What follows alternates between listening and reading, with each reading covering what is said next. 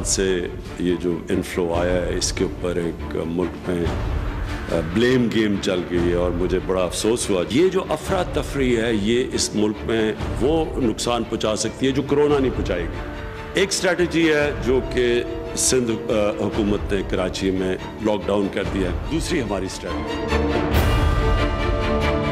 Youth organisation, वो अपनी तैयारी शुरू कर, जो काम करेगा निकल कर घर घर जाकर पूछेगा कि तुम अगर आइसोलेशन में हो या क्वारंटाइन में हो तो तुम्हारे यहाँ खाना पहुंचा या नहीं पहुंचा। अस्सलाम वालेकुम नाज़रीन, आप रूबरू प्रोग्राम देख रहे हैं और मैं हूं आपका मेज़बान शौकत पराचा। आज वज़ीर आज़म इमरान खान जिस वक्त मीडिया टॉक में लॉकडाउन न करने के बारे में दलाइल दे रहे थे, मुखालफत कर रहे थे, सिंध हुकूमत के हवाले से वो कह रहे थे कि उनका अपना स्ट्रेटजी है, हमारी अपनी स्ट्रेटजी है, ऐन उसी वक्त सिंध के वज़ीर आला सैयद मुराद अली शाह ने आवाम से अपील कर दी कि अगले 3 दिन वो अपने घरों से मत निकलें। वज़ीर आज़म इमरान खान के इस बात में कोई शक नहीं है कि हमें इस मुल्क में मज़दूरों के बारे में, दिहाड़ीदारों के बारे में, छाबड़ी वालों के बारे में, ठेला लगाने वालों के बारे में ज़रूर सोचना है। और आजकल तो मुल्क में जब लॉकडाउन की बात हो तो बेसिकली कोई भी ये बात कर रहा हो तो सोशल डिस्टेंसिंग की भी बात हो रही होती है। गुज़श्ता रोज़ जब DGISPR ने प्रेस कॉन्फ्रेंस की तो जो चेयर्स लगी हुई थी, 3 गेस्ट थे, वो चेयर्स थोड़े थोड़े फासले पर थीं। आज जब वज़ीर आज़म ख़ुद मीडिया टॉक कर रहे थे उस वक्त अगर आप जर्नलिस्ट को देख लें या ख़ुद जो वज़ीर आज़म के साथ फाइनेंस मिनिस्टर बैठे हुए थे, दीगर बैठे हुए थे, जनरल अफजल बैठे हुए थे, वो फासला था। इसी को सोशल डिस्टेंसिंग कह रहे हैं हम। सोशल डिस्टेंसिंग यानी हम ये नहीं कह रहे कि अपनी कुर्बत को इतनी दूरियों में बदल लें कि दुश्मनियां पैदा हो जाएं, ऐसी हरगिज़ बात नहीं है। हालात का जबर है कि हम कुर्बत के ख़ात्मे पे बात कर रहे हैं और थोड़े थोड़े फासले पर बैठने की बातें कर रहे हैं। कोरोना के हवाले से हम बातचीत करेंगे आज इस प्रोग्राम में। मेहमानों का तारफ़ करा देता हूँ। मेरे साथ इस्लामाबाद स्टूडियो में मौजूद हैं जनाब सदाकत अली अब्बासी साहब, PTI के रुकन कौमी असम्बली हैं। बहुत शुक्रिया, आपने वक्त निकाला और तशरीफ़ ले आए। हमें ज्वाइन किया है साबिक वज़ीर सेहत सायरा अफजल तारड़ साहिबा ने, लाहौर से ज्वाइन कर रही हैं। बहुत शुक्रिया तारड़ साहिबा, आपने वक्त निकाला। और नाज़रीन कराची से हमारे साथ मौजूद हैं सईद गनी साहब, सूबाई वज़ीर हैं, पीपल्स पार्टी के मरकज़ी रहनुमा हैं। सईद गनी साहब, आप बहुत दूर हैं तो इसलिए आप ही से प्रोग्राम का आगाज़ करते हैं। वज़ीर आज़म साहब ने आज अपनी प्रेस टॉक में कहा कि तुफ्तान के हवाले से इल्ज़ाम तराशी की जा रही है, ब्लेम गेम हो रही है। आपकी पार्टी, आपकी हुकूमत, सिंध हुकूमत बार बार ये कहती रही तुफ्तान में मिस हैंडलिंग हुई, बल्कि कराची एयरपोर्ट पर भी ज़ायरीन के अराइवल के हवाले से तनकीद करती रही। आज वज़ीर आज़म ने जो वजाहत की, आप मुतमईन हुए? डॉक्टर साहब, मैं सच्ची बात है अब इस बहस में पढ़ना नहीं चाहता हूँ। हमने तय किया है कि हम तमाम सूबों के साथ, वफाक के साथ मिलकर इस जंग से लड़ना चाहते हैं और ये हम सब के लिए ज़्यादा बेहतर और मुनासिब बात है कि जिस वबा ने पूरे मुल्क के लोगों को अपनी लपेट में लिया हुआ है, आगे बहुत शदीद ख़तरात नज़र आ रहे हैं, उसमें हम ना पड़ें। बहरहाल एक मसला हुआ था, हमने अपना नुक्ता नज़र रखा, कुछ लोगों को नागवार गुजरा, लेकिन बहरहाल अब हम चीज़ें ठीक करने की कोशिश में लगे हुए हैं। जो ज़ायरीन हमारे पास आ गए हैं, हम कोशिश कर रहे हैं कि उनको फैसिलिटेट भी करें और उनसे अगर ये वायरस मुंतकिल होने का ख़दशा है तो दीगर लोगों को इस ख़तरे से बचाएं। तो बहरहाल मैं उस पर मज़ीद ना पूछें तो ज़्यादा अच्छा। लेकिन जब आप तनकीद कर रहे थे या कम अज़ कम तहफ़्फ़ुज़ात का इज़हार कर रहे थे, अब देखें ना, तुफ्तान एक दूर उफ्तादा इलाका है, वहाँ पर जाना भी मुश्किल है।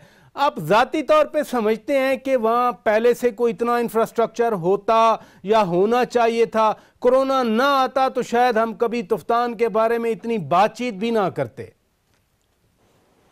नहीं, मेरा ख्याल है कि शायद इस मसले को बेहतर तौर पे हैंडल किया जा सकता था। अब अगर खैर मैं फिर कह रहा हूँ कि मैं ज़्यादा बात में इसमें जाना नहीं चाहता हूँ, लेकिन हम बजाय इसको वहाँ इन लोगों को रखने के हम उसी वक्त बराह रास्त जहाँ से ये जिन इलाकों से इनका ताल्लुक़ था वहीं पे भेज देते जिस तरह ये बाद में आए थे, तो ज़्यादा बेहतर था। लेकिन बहरहाल वो एक वक्त गुजर गया है, गलती जिससे भी हुई, जहाँ मिसमैनेजमेंट हुई उसको हम छोड़ें, आगे बढ़ने की बात करें। हमारे पास वो लोग पहुँच गए हैं, हम कोशिश कर रहे हैं कि प्रॉपर तरीके से उनको हम टेस्ट करें, प्रॉपर तरीके से जो ट्रीटमेंट हो सकती है वो उनको हम फराम करें, ताकि ये लोग भी ठीक हो जाएँ और इनकी वजह से दूसरे लोग भी मुतासिर ना हों। जी इधर रुकिएगा। सदाकत अली अब्बासी साहब, वज़ीर आज़म साहब ने आज खुद ही ये बात की, हालांकि जैसे पीपल्स पार्टी कह रही है कि अब तो हम आगे बढ़ गए हैं, वज़ीर आज़म साहब कह रहे हैं कि तुफ्तान बॉर्डर में जो कुछ हुआ और जो हम देखते भी रह गए, वो कहते हैं कि बलूचिस्तान हुकूमत पे इल्ज़ाम न लगाया जाए, तो फिर किस पे इल्ज़ाम आता है? वैसे बहुत शुक्रिया। हमारा जिस दिन से ये मतलब एक वबा फैली है और पाकिस्तान में इसके असरात नज़र आए, फुटप्रिंट नज़र आया, उससे पाकिस्तान के अंदर जो हमारे सियासी इख्तलाफात थे वो ख़त्म हो जाने चाहिए थे, क्योंकि ये वबा ना तो सिर्फ कोई इस तरह के हमारे जैसे एक तरक्की पजीर मुल्क में है, बल्कि दुनिया की जो तरक्की याफ्ता कौमें हैं, जिनके हेल्थ स्टैंडर्ड्स आपको पता है, जिनका सेफ्टी स्टैंडर्ड्स हमें पता है कि मिसालें, उन लोगों से भी ये काबू नहीं हुआ।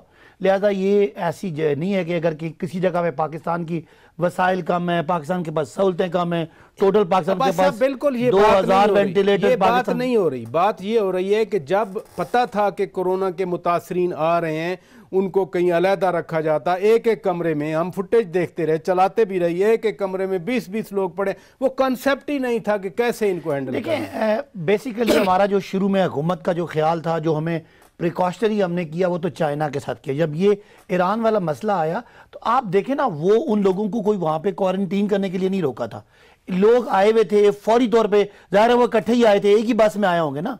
अगर एक ही बस में लोग आए, एक ही बॉर्डर पे खड़े रहे, वहां पे एक कमरे में सोए रहे, उनको बजाय कि वो पाकिस्तानी थे उनको खुदा न खास्ता उधर फेंक देते, जो उस वक्त वहां पे जैसे आपने कहा कि जंगल बियाबान में उनको रोकने का बंदोबस्त हुआ, उसमें हो सकता है कि कोई कमी भी रह गई हो। लेकिन मेरा नहीं ख्याल कि दुनिया में जो बाकी जहां ये मसला आया वहां कौमें कोई आपस में लड़ रही हैं, वो इस मसले से लड़ रही हैं। लिहाजा अगर कहीं किसी ने, बलूचिस्तान ने जो उनके पास वसाइल हैं उसमें उन्होंने उनको रोका, तो इस पे सियासत नहीं होनी चाहिए थी। जो भी हुई वो अफसोसनाक है, लेकिन बहरहाल अब आगे निकल आए। मेरा ख्याल है जिन लोगों ने भी तनकीद की है वो अब इस पे मतलब उसको अफसोस भी हो रहा है, और मेरा ख्याल है कि सबको ये एहसास है कि ये सियासत से बालातर बात ये है भाई साहब, ऐसे नहीं है। बात ऐसे है कि जो पाकिस्तान के अंदर कोरोना आया है वो तो इसी रास्ते से आया है।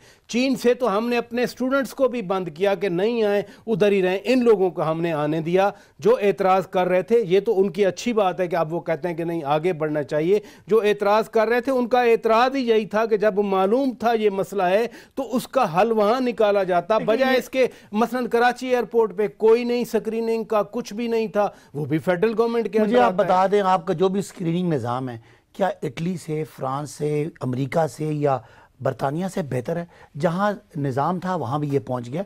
अभी भी अल्लाह का एक लिहाज से फजल है। मैं नहीं कहता खुदा न खास्ता कल पता नहीं क्या हो जाएगा, मैं कोई ऐसी बात करूँ जो, लेकिन उस लिहाज से जिस क्वांटम से पाकिस्तान में आज तक कोई 450-500 के केसेस हैं, अल्लाह ना करे ये बढ़े, तो मैं समझता हूँ एक वक्त आएगा, आप हमारी कोई कमी है तो उसको डिस्कस करें। आज आए मिल के अवेयरनेस दें, लोगों को बताएं कि इस खुदा न खासा जो अजाब आया है पूरी दुनिया पे, इससे बचने के क्या रास्ते हैं, बजाय कि हम फिंगर पॉइंटिंग करें कि उसने क्या हुआ, आप मुझे कहेंगे आपने कुछ नहीं किया, मैं कहूँगा आपने इतना अरसा, हम चीखते रहे कि छोड़ें ये नीली पीली गाड़ियां ना बनाएं, मुल्क को सेहत दें। आज पूरे पाकिस्तान में सिर्फ 2000 वेंटिलेटर हैं, तो सारा हमारा कसूर तो नहीं है। मैं कहता हूँ इधर जाएं ही ना, हम कहते हैं जो आपने किया, जो हमने किया, आए मिलके इस वबा से हैंडल करें, फिर वक्त आएगा हम सियासत करते रहेंगे। जी सायरा अफजल तारड़ साहिबा के नीली पीली गाड़ियों की ज़ाहिर है आप ही की हुकूमत स्कीमें लेके आई, अस्पताल नहीं बने, तनकीद हो रही थी तुफ्तान के हवाले से।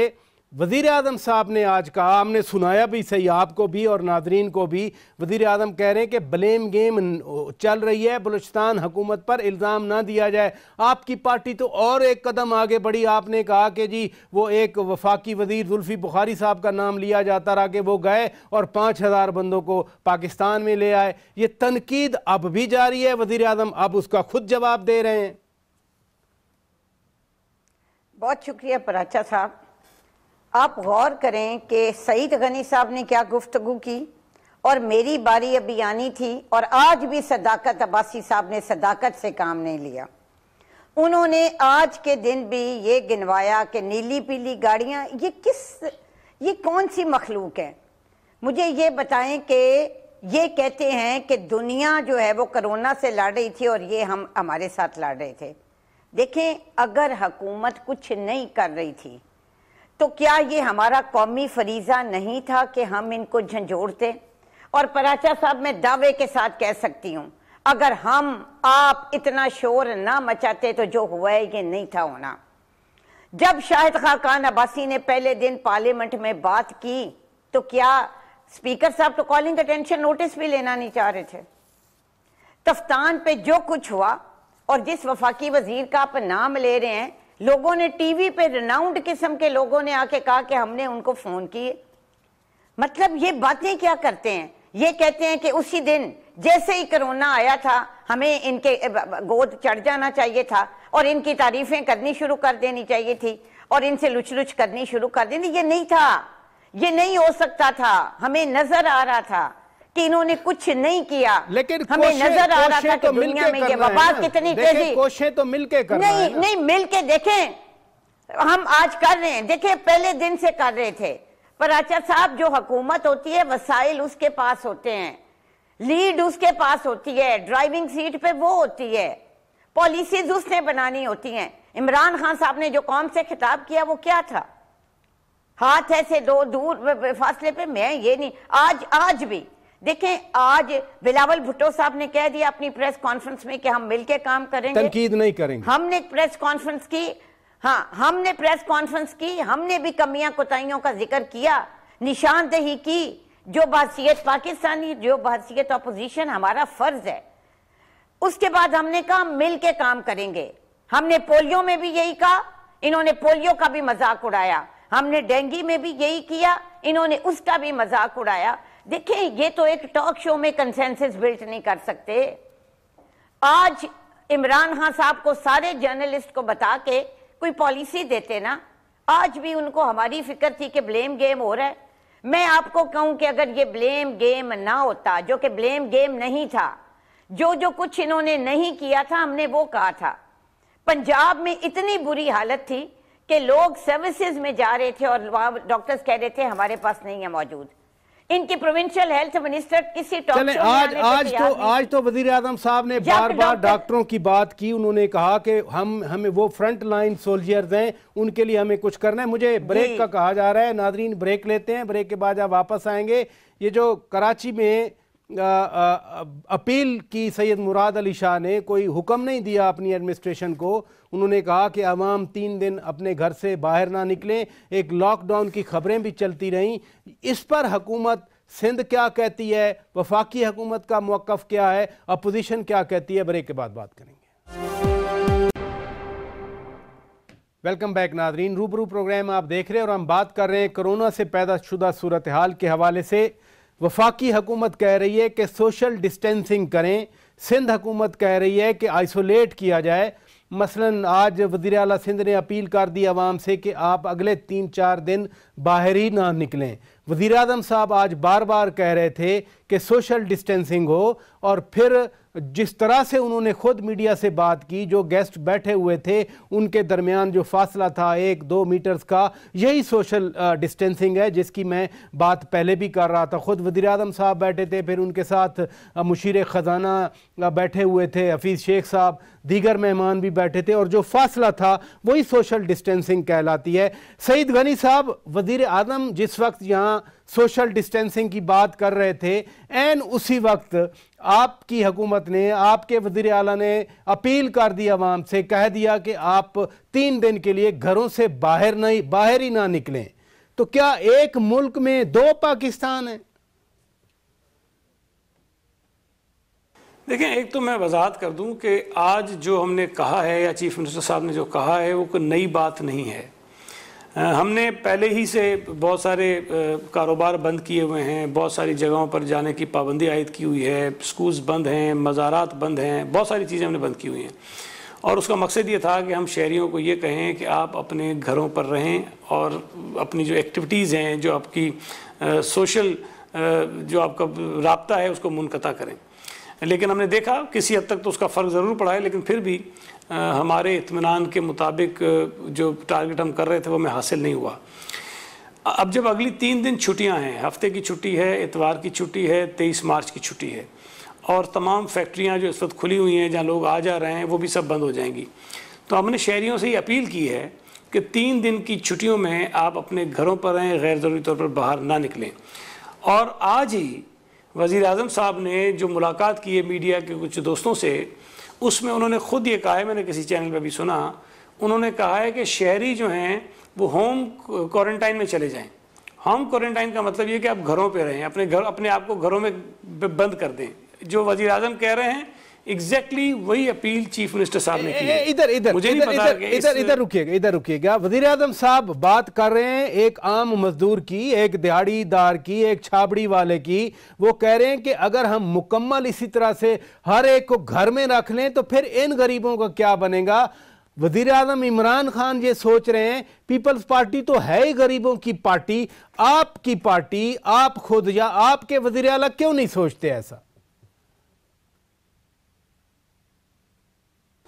देखिए, मेरा ख्याल है, मैं ये नहीं कहता हूँ कि वज़ीर आज़म नहीं सोचते होंगे, हम भी सोचते हैं और हम तो शायद ज़्यादा सोचते हैं। हमें भी इस बात का एहसास है कि हमारे इन इक़दामात से, इन फ़ैसलों से बहुत सारे लोग मुतासिर हुए, और पंजाब ने भी कुछ फ़ैसले किए, KPK ने भी कुछ फ़ैसले किए, लोग वहाँ भी मुतासिर हो रहे होंगे। और इस वक्त जो सूरत हाल है हमारे मुल्क में, जिस तरह ये कोरोना वायरस फैलता जा रहा है, ये आज नहीं तो कल नहीं तो हफ्ते के बाद वफाकी हुकूमत को वो फैसले, कड़वे फैसले करने पड़ेंगे, जिससे इन तमाम लोगों को माशी तौर पर नुकसान होगा जिनकी वो आज बात कर रहे हैं। लेकिन जब वो फैसला करेंगे तो आज के मुकाबले में 100 गुना ज़्यादा नुकसान होगा उनको। हमने अगर ये कारोबार बंद करवाए हैं जिससे कुछ लोग मुतासिर हो रहे हैं, तो हम उन मुतासरीन का भी ख्याल करते हुए उनको भी कोई इमदाद फराम करने के रास्ते तलाश कर रहे हैं। हम उस पर मुस्तकिल काम कर रहे हैं, हमने बहुत सारी चीज़ें उस पर डेवलप कर ली हैं, और इंशाल्लाह हम कोशिश करेंगे कि कल हम कोई ऐसा ऐलान भी कर दें, कोई ऐसा नंबर भी दे दें जिसमें हर उस फ़र्द को जो अपने घर में राशन ख़रीदने से कासिर है या जिसको कोई मुश्किल पेश आ रही है, वो अपने आप को रजिस्टर कराए। और उसके बाद इधर एक मिनट सईद गनी साहब, ये जो कल आप ऐलान करने जा रहे हैं वो प्रिसाइजली क्या ऐलान है? नहीं, अभी तो हम एक नंबर देंगे, हम SMS के थ्रू उन तमाम लोगों को कहेंगे वो अपने आप को रजिस्टर्ड कराएं, इसलिए कि अभी तो बड़ा मुश्किल काम है, हम किसको जाके कहाँ जाके राशन बांटेंगे, पूरा सूबा है, करोड़ों लोग हैं। तो पहले तो हमारे पास वो कम से कम फहरिस्त आ जाए कि किन किन लोगों को इमदाद की ज़रूरत है। हम पहले तो ये इस बात पे काम कर रहे थे, इस बात पे गौर कर रहे थे कि हम राशन के बैग्स बनाएं और उनके घरों तक पहुंचाएं। लेकिन जो हमने इस पे जो मज़ीद वर्किंग की तो हमने अंदाज़ा लगाया कि ये लॉजिस्टिक का एक बहुत बड़ा इशू होगा, और हम कोई 10,000, 20,000, 50,000 बैग्स की बात नहीं कर रहे हैं, हम यहाँ लाखों लोगों को इमदाद देने की बात कर रहे हैं। तो वो एक हमारे पास ऑप्शन ये आया कि हम बराह रास्त जो है वो कैश ट्रांसफ़र करें इन अफराद को जिनको ज़रूरत है कुछ इमदाद की, ताकि वो अपने घर के लिए कम से कम 15-20 दिन का राशन ले सकें और अपने बच्चों का कुछ जो है ना वो गुज़र औकात कर सकें।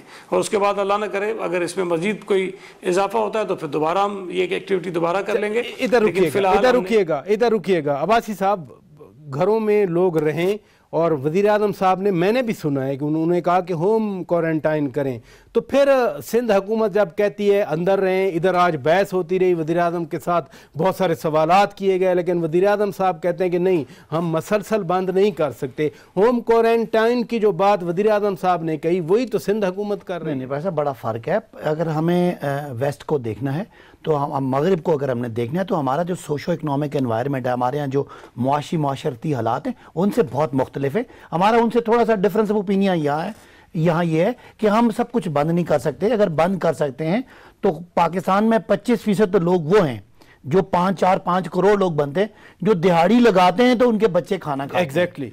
और अगर गुर्बत की बात करें, गुर्बत की बात करें तो आधी आबादी जो 11-12 करोड़ लोग इंतहाई गरीब हैं।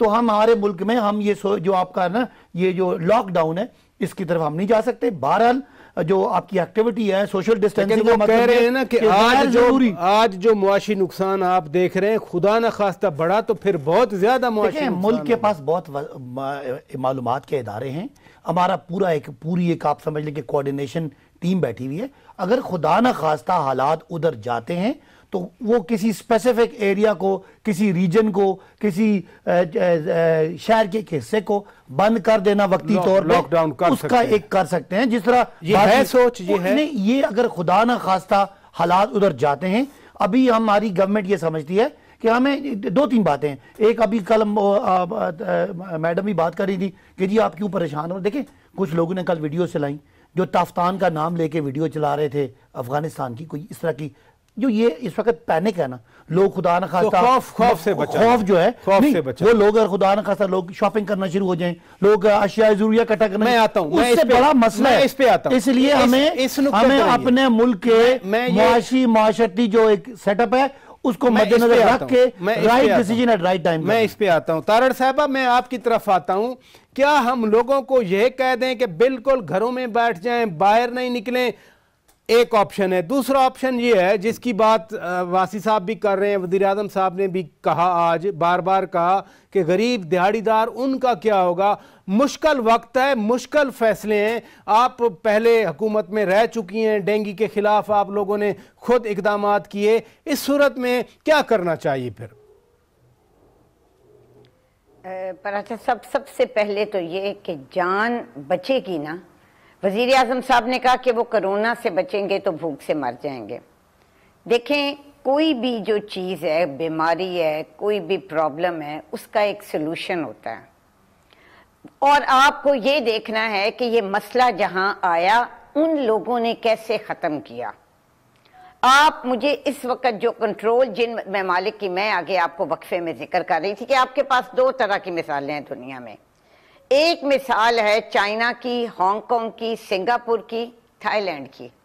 एक मिसाल है इटली की, ईरान की, यूके की और मेरा तो ख्याल है यूएस भी उसी में आता है। देखिए, मसला जो सईद गनी साहब ने बात की है, मैं एक प्रोफेसर का पढ़ रही थी, कनाडा के हैं साइंटिस्ट, वो कह रहे थे कि जब ये सैकड़ों में तादाद होगी ना तो लॉकडाउन काम करेगा, जब ये इससे तजावज़ कर जाएगी तो वो भी उसके भी मानी ख़त्म हो जाएंगे। मैं दिहाड़ीदार की जो आप बात कर रहे हैं ना, देखें जो प्रॉपर लॉकडाउन आप छोटे शहरों में क्या कर सकते थे। आपके जो रेडियां लगाते हैं, ये सारा कुछ होता अगर, फिर अब मैं वो बात नहीं करना चाहती। देखें, स्टेप बाय स्टेप ही आपको करना पड़ता है, लेकिन दिमाग में एक प्लान तो होना चाहिए था ना। आपने वुहान में देखा कि वो कम्युनिस्ट कंट्री है, उनके लिए ये करना आसान था। उन्होंने प्रॉपर मतलब पूरे वुहान को लॉकडाउन बंद कर दिया, लोग बच गए। आपने चाइना की फ्लाइटा को, हाँ, अब मसला ये है कि आपको ट्रेनें बंद की हैं ना, 10-12 पहले कह रहे थे ये भी नहीं करनी, इनको बाकी भी बंद करनी पड़ेगी। आप इंटरसिटी जो ट्रांसपोर्ट है, आप बसों के अड्डे हैं, सिंध ने बंद स्टार्ट विद, इन्होंने तो स्कूल नहीं, लेकिन इनको भी करनी चाहिए। देखिए, मैं बताऊं, इस वक्त गवर्नमेंट को हंगामी बुनियादों पे, और मुझे तो लगता है कि इस वक्त अगर ये उन लोगों को जो साहिब तौफीक है ना, अगर उनको भी ऑन बोर्ड लें और आप कहें जी आप फी मजदूर जो डाटा जिस तरह ये कह रहे हैं इकट्ठा करना मुश्किल है, लेकिन ये सिर्फ कहना कि हमारे दिहाड़ीदार, वो भी एक तबका है, लेकिन आप उन लोगों को भी तो शामिल करें ना कि जो शायद रह सकते हैं घरों में, वो भी नहीं रह रहे। सो मुझे ये लगता है कि इस वक्त एक तो तमाम उलमाए कराम को बुला के हुकूमत को, क्योंकि जहाँ जहाँ भी फैसले ये हुए हैं ना कि जुमे की नमाजें आप घरों में पढ़ें, आप 5 वक्त की नमाजें, वो रियासत ने फैसले किए हैं। सो मैं नहीं करना चाहती। चले इधर रुकिएगा, इधर इंटेंसिटी इनको इसकी इंटेंसिटी समझ नहीं आ रही। चले इधर रुकिएगा, इधर रुकिएगा, मैं ब्रेक लेता हूं। मुझे मैं ये कहता हूं कि मैडम सायरा साहबा, देखिए मैं इनको ये कहता हूं कि इस वक्त जो हुकूमत है उसके पास सारे सरकारी वसाइल हैं इन चीज़ों को बैठ के जज करने के, तो आप लोग जो एक आउटराइटली ना रिजेक्ट कर देते हैं जो सारे एक उस सारे सेटअप को जो पाकिस्तान की रियासत का सेटअप है, जो ये देख रहा है सिचुएशन क्या है, आप आउटराइटली पूरी दुनिया की नहीं, वो जो एग्जांपल दे रहे हैं पूरी दुनिया में दो तरह की एग्जांपल हैं। आपको पता है कि अगर मैं मिसाल दूं आपके सामने, ये हमने डिसाइड करना है ना, हुकूमत की जिम्मेदारी है कि किस वक्त कौन सा फैसला करना है। अभी at the moment social distancing, मेरा नहीं ख्याल कि आप लोगों को इतनी चीजों का इदराक है जितना आप बैठ के सिर्फ इसको आप ऐड कर दें, फिर मैं ब्रेक ले लेता हूं। जी तारड़ साहब, आप ऐड कर दें।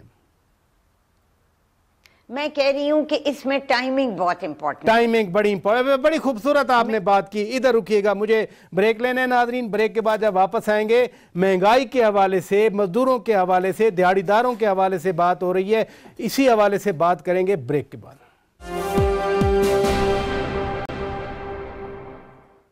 वेलकम बैक नाज़रीन, रूबरू प्रोग्राम आप देख रहे हैं। सारा अफजल तारड़ साहिबा, पहले ही आटा और चीनी का बहरान गुजरा, आप इंक्वायरियां का मुतालबा करते रहे, अब फिर इस कोरोना की वजह से बड़े शहरों में महंगाई का खौफ पैदा हो रहा है। लोग फिर कतारों में स्टॉक करने के चक्कर में, वज़ीर आज़म साहब ने भी आज कहा कि खौफ की वजह से फिर क्योस न बढ़ जाए।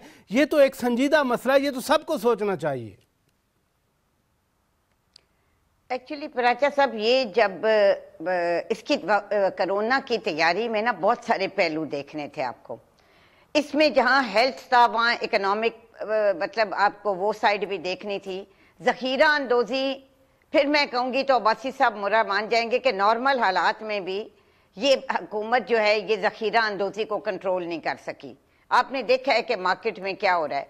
सो इस हवाले से भी बदकिस्मती है हमारी कि एक सोशल मीडिया पे वेस्ट आप देखें कितने मौजब मुआशरे हैं, वहाँ रैक्स खाली हुए पड़े हैं। मतलब लोगों ने इस तरह चीज़ें ली हैं। लेकिन हमारे यहाँ मुझे ये लगता है कि चूँकि गवर्नमेंट का रोल और डिस्ट्रिक्ट गवर्नमेंट्स ख़ास तौर पे इस चीज़ पे इनको सख्ती करनी चाहिए और डिमांड और सप्लाई जो है ना उसमें बैलेंस करना चाहिए और लोगों को इस चीज़ का यकीन दिलाएं कि ऐसे कोई मसला नहीं है। इंशाअल्लाह ताला आपको कम से कम यूटिलिटी स्टोर्स पे और CSDs पे और बहुत सारे ये अपने और भी आउटलेट खोल देना कि जहां लोगों को ये यकीन दिलाएं। बिल्कुल जबरदस्त बात आपने की, जबरदस्त बात की कि सप्लाई मसलसल इंश्योर करें। अब्बासी साहब, आप तो यहाँ रहते हैं, महंगाई पहले ही इस्लामाबाद पिंडी में बहुत होती है, अब ऐसे हुआ ग्वाल मंडी खुली है, लाहौर का जो इतवार बाजार था बंद हो गया, यहाँ पर राजा बाजार खुला है, सारी बाजारें खुली हैं, लेकिन जो शमशाबाद में बाजार लगता था वो बंद हो गया। इस्लामाबाद में सारी मार्केटें खुली हैं, इतवार बाजार, मंगल बाजार, जुम्मा बाजार बंद कर दिया। आलू महंगा, टमाटर महंगा, प्याज महंगा, हर शय महंगी होगी। कम अज़ कम ये बाजारों पर इस तरह क्यों किया? जो इन्होंने एक बात की जो जायज़ तनकीद है, आटे का बुरान और चीनी का बुरान हमारे दौर में आया और उसमें हम अपनी उस हद तक जो हमारी एक एडमिनिस्ट्रेटिव फेलियर था या वज़ीर आज़म साहब ने बार-बार यकीन दिलाया, वो एक राइट टाइम पे कोई रिपोर्ट नहीं, वो राइट टाइम पे अगर हम नहीं करेंगे तो हम फिर इनकी तरह हो जाएंगे। हम बिल्कुल करेंगे। मैं कहना चाह रहा हूँ जो आपने सवाल किया कि बिल्कुल सही बात है कि यूटिलिटी स्टोर्स का एक प्रोसेस शुरू करना चाहिए। ये जो मार्केट जो बहुत ही कंजेस्टेड थी, लोकल एडमिनिस्ट्रेशन ने कहा जहाँ बहुत लोगों का हजूम है उसको ज़रा कम करने की कोशिश की है, लेकिन साथ साथ ये इनको जो मैंने बताना था कि हम खुदा न खासा ये मसला साल बाजारों की तो हम साल के लिए पाकिस्तान को बंद नहीं कर सकते। जिनकी मुल्कों की आप मसाले देते हैं वो 2-2 साल तक बैठ के खोले रहते, इतवार बाजार, जुम्मा बाजार, दो बातें हैं, पिंडी में, इस्लामाबाद में। अभी आप लोग दो बातें करते हैं, लोग आए क्यों हैं, पहले कहते थे चाइना से आ क्यों नहीं रहे। अच्छा, फिर अभी आप कह रहे हैं कि देखिए लॉकडाउन भी आप नहीं कर रहे, हमने उसको मिनिमाइज किया है। अगर यही साहब हम ये कोशिश कर रहे हैं कि मिनिमम हो, जहां जहां शहर में कोई बड़ी मार्केट है उसको खोल रखे ताकि डिमांड सप्लाई का मसला ना है। इनके रेट्स तो विजिलेंस करवा देखें, मैं कह रहा हूं कि इस वक्त सबसे बड़ा फोकस था इससे साथ लड़ना। अब एक इकोनॉमिक कोऑर्डिनेशन कमेटी की मीटिंग चल रही है, हम उन लोगों को रिलीफ भी देंगे और मेरा ख्याल है कल से पॉलिसी आएगी जिसमें एक तो ये कि हेल्थ में अगर कोई करना चाहता है तो स्टेट बैंक ने कहा 3% सूद पे वो लोग उनको कर्जे भी देंगे और साथ साथ ये जो इसका इकोनॉमिक मैनेजमेंट है इस डिजास्टर की, उसको पूरी तरह प्लान करके, ये जो आप बात कर रहे हैं, जो मैडम ने बात की है, हुकूमत बिल्कुल इसका ख्याल करेगी। बात ये है जैसे वो कह रही थी कि जी आप बाजार तो बंद कराते हैं, आपके लोग जलसे कर रहे हैं, इफ्तिताह कर रहे हैं। अगर कोई जलसा कर रहा है, मैं इन्होंने बस नाम नहीं किसी का बताया, तो मैं बिल्कुल पूछ लेते हैं, आपकी जो पूछ लेते हैं जी, आपकी मालूमात है, पूछ लेते नाम लेना चाह रही है तो बताएं जी, किसकी बात कर रही थी आपके? वो जलसे कर रहे हैं, इफ्तिताह कर रहे हैं, सियासी कट कर रहे हैं। जी मेरे हलके में 16 मार्च को आज भी जाएं तो पूरे हाफिजाबाद में बोर्ड लगे हैं कि जब पंजाब में दफा 144 लग गई तो उसके बाद भी गैस के इफ्तिताह हुए।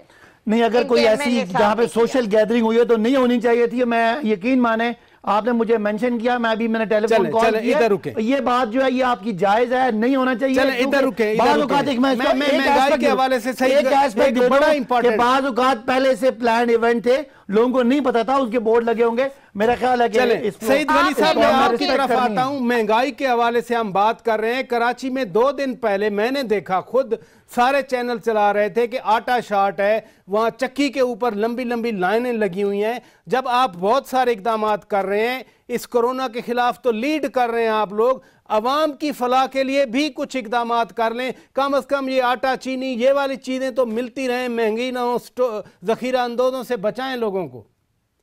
देखें, पहली बात तो यह है कि सूबा सिंध में गंदम की कोई किल्लत नहीं है। इधर उधर से जो अफवाहें फैलती हैं, मेरे पास भी ये इत्तला आई कि जी वो फ्लोर मिल्स वाले कह रहे हैं कि शायद सिंध हुकूमत हमें जो है वो हमें गंदम की फरामी उन्होंने रोक दी और नहीं दे रहे हैं। मैंने उसको चेक किया, ये बात बिल्कुल गलत है।